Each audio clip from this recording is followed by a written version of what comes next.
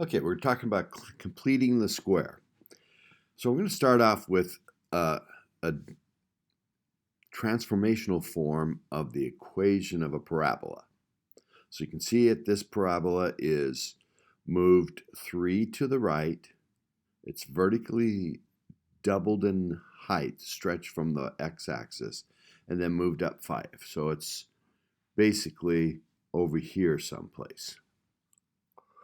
Okay, now in this, we can readily read what the vertex is. It's moved 3 to the right and up 5, so the vertex is at 3, 5. So the center line is at x equal 3, because we've moved it over 3. The vertical stuff doesn't affect the center line. It's a line, so it needs to be an equation. And the y-intercept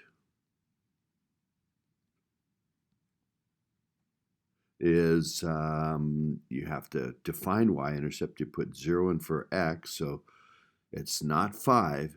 0 minus 3 is negative 3. Squared is 9 times 2 is 18 plus 5. It's 23. This parabola is going up pretty fast because it was stretched vertically, and so it's going to hit the y-axis way up there. X-intercepts are a little bit interesting.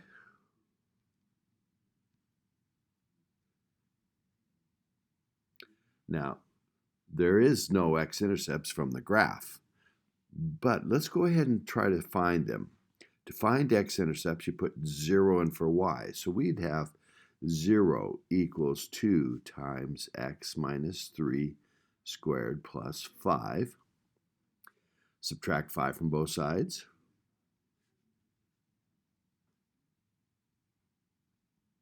Divide by 2 on both sides.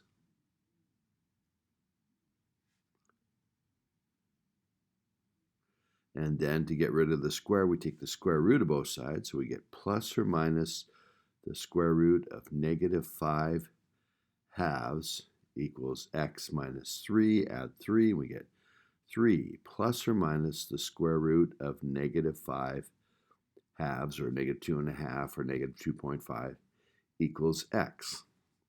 Well, since we're taking the square root of a negative,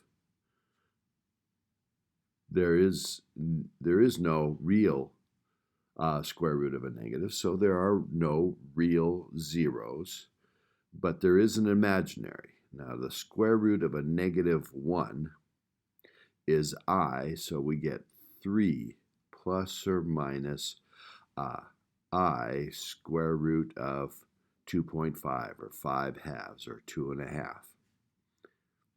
And that's the 2x intercepts. Well, that's where they're located at. You would write y is 0, and one of the x-intercepts is 3 plus I square root of 5 halves.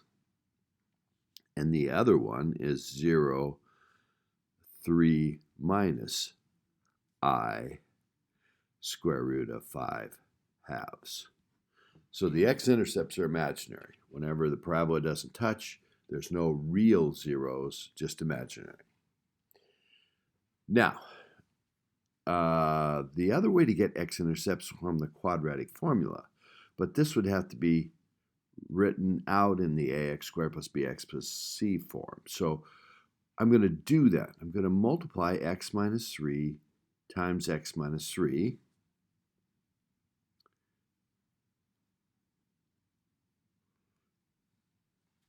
And I'm going to get x squared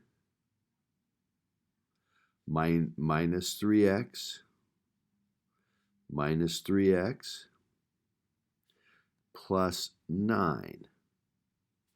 Now, this is real important to kind of watch where this all came from this being squared. In fact, I'm going to draw a square and show you that whenever you take a number times itself, like 5 times 5, you're finding the area of a square, 25. Well, we got x minus a little bit and x minus a little bit, and we get the area of this square. Now, if there's a part of it that's x, x times x is x squared.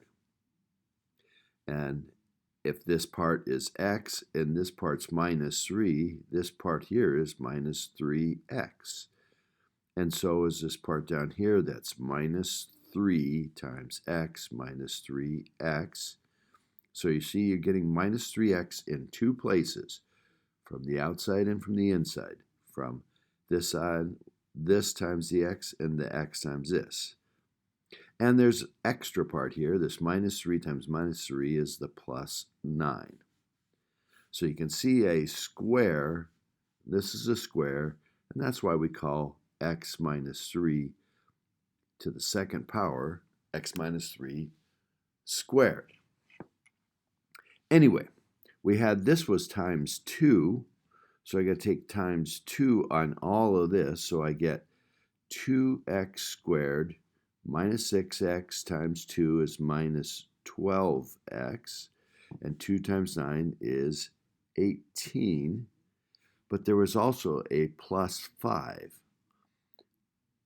So we have plus 5, so we have 2x squared minus 12x plus 23. So this original equation, written in the general form where it's ax squared plus bx plus c, looks like this. And if I wanted to find the x-intercepts on this, I let y be 0 and use the quadratic formula, which would have been the opposite of b plus or minus the square root of b squared minus 4ac all over 2a. That finds the x part, which this formula would give me this or this, and then I would have to put right at the x-intercepts as 0 in one of them and 0 in the other. Again, they're still imaginary. But completing is the square. I just showed you how to go from the standard form or the transformational form. We can see the transformationals readily to the general form.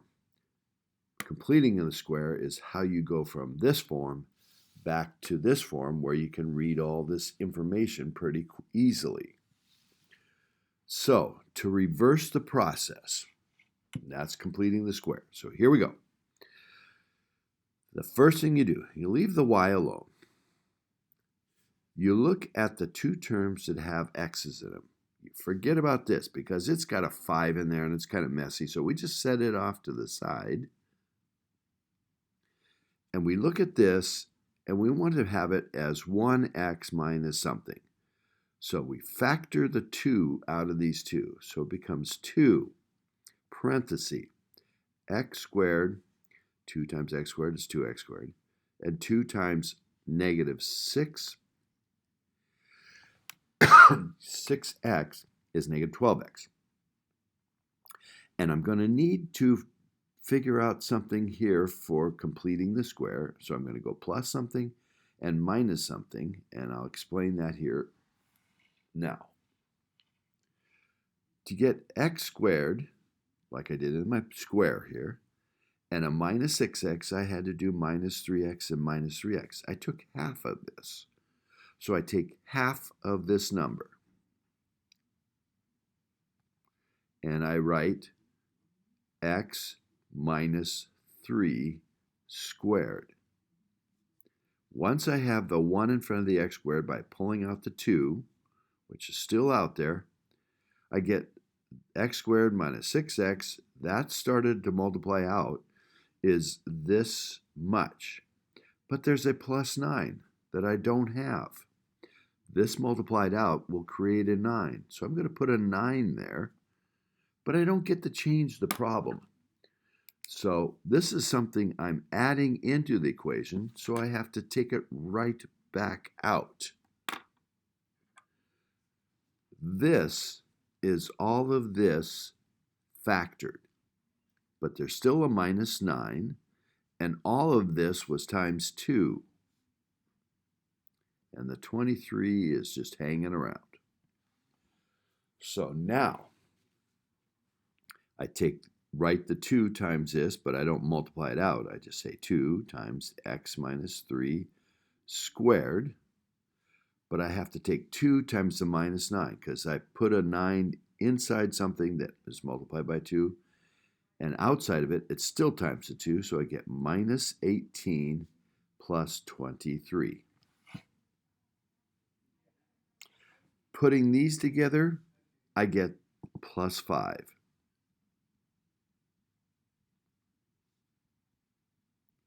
And that's now back to what we started with. So completing the square, I pull out whatever the coefficient on x squared is. I factor it out of the 2 terms that have x on it. Take half of the coefficient of the linear term, and that'll be in the perfect square. But to complete the square, I have to square the negative 3. Negative 3 squared is positive 9. I add it and subtract it. So this is negative 3 squared. Add it and subtract it. Do both of those. That stays, the parentheses here, and the 2's times all of this. So we got 2 times this part, and 2 times the negative 9, which is negative 18, plus 23, 5. That's the process. So let's practice now on a couple other problems. Let's do y equals, let's say, 4x squared plus 28x minus 2. Let's complete the square. I see a 4 in front of the x squared. My leading coefficient is 4. I factor it out. 4.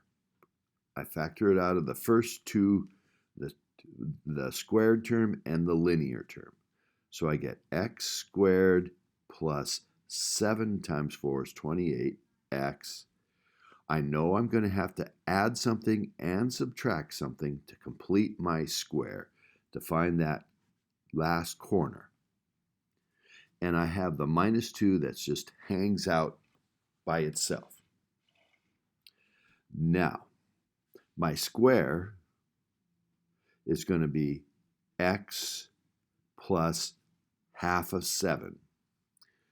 You might like to think of it as 3.5, but I like to do it as a fraction, and an improper fraction, 7 halves. Half of 7 is 7 halves. That will be my perfect square. But if I have plus 7 halves times plus 7 halves, those multiplied, that squared is going to be 49, 7 squared over 2 squared, 4. And that's what I add and subtract. So I have 4 times this part, all 3 of those make this. This squared makes that. These are equal. And so I have a minus 49 fourths, and all of this is times 4. So I have to put parentheses around all of this, plus I have that negative 2 hanging out off the end.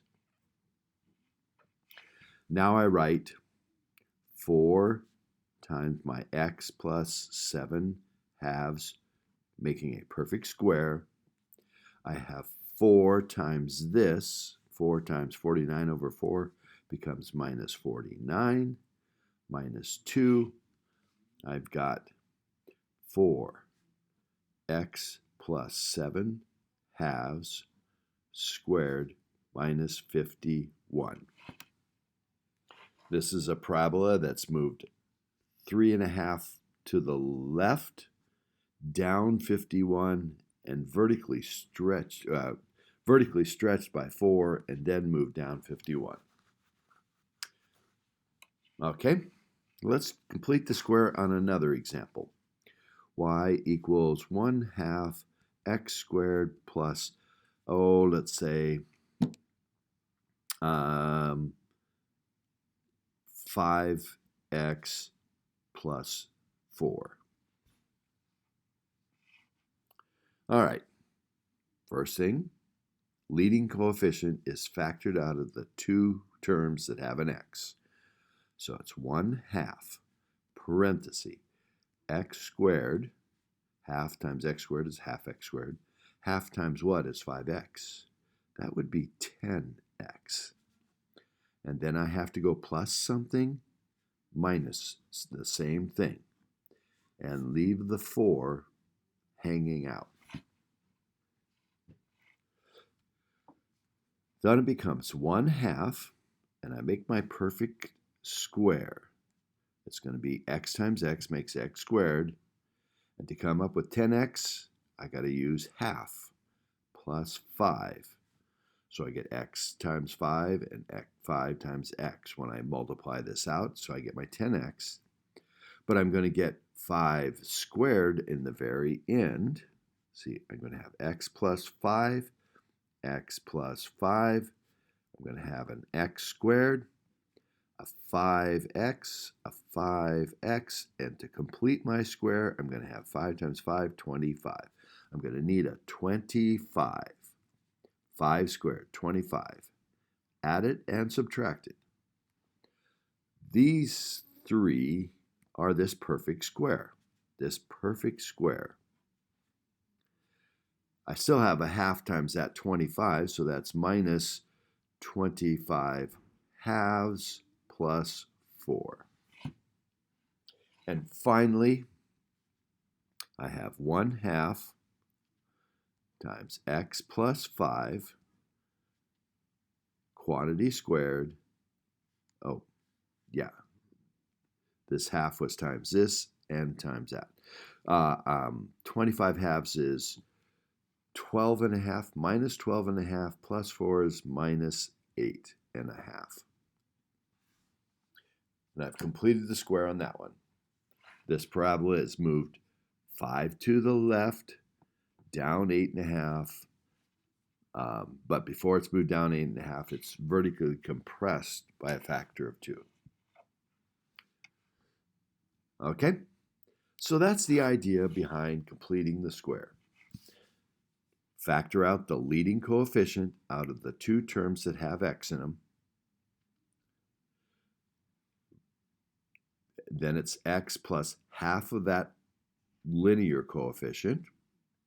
And you put that linear coefficient squared, you add it and subtract it. Take a half times this, half times that, plus the 4, and combine those. All right. Hopefully you can do it.